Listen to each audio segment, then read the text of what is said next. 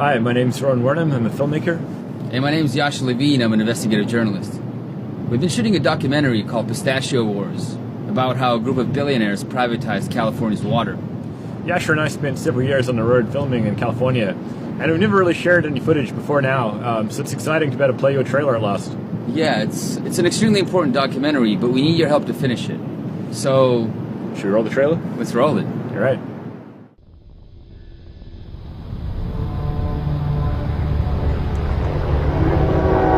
In 2015, California was at the peak of its worst drought in history. The news was full of scary stories.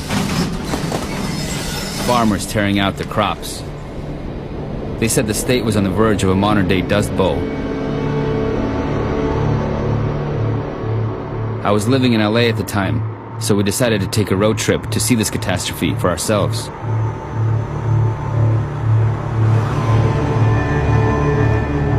This is the heartland of California agriculture. It was supposed to be the epicenter of the drought.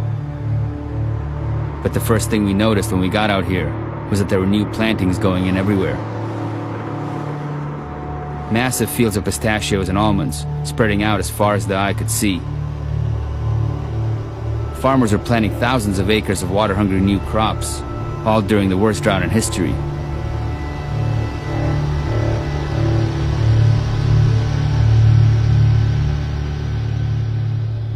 To find out what was going on, we would have to go back to LA. The people who own these farms live in Beverly Hills.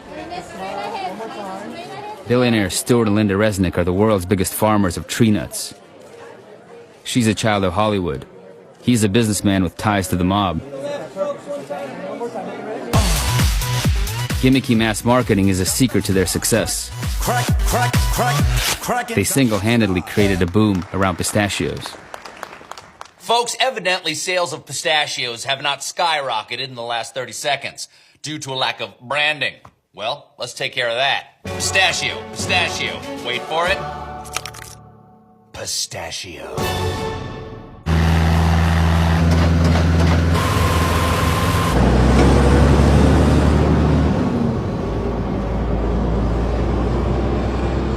Somehow, there was no water shortage for these billionaires.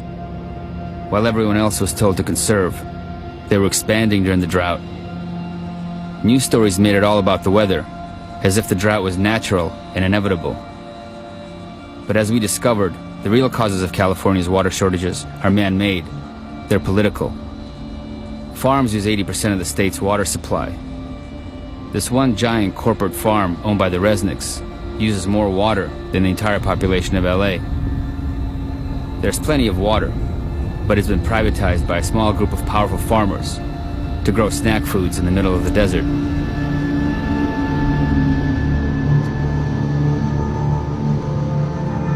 Our road trip took us deep into the dusty heart of California.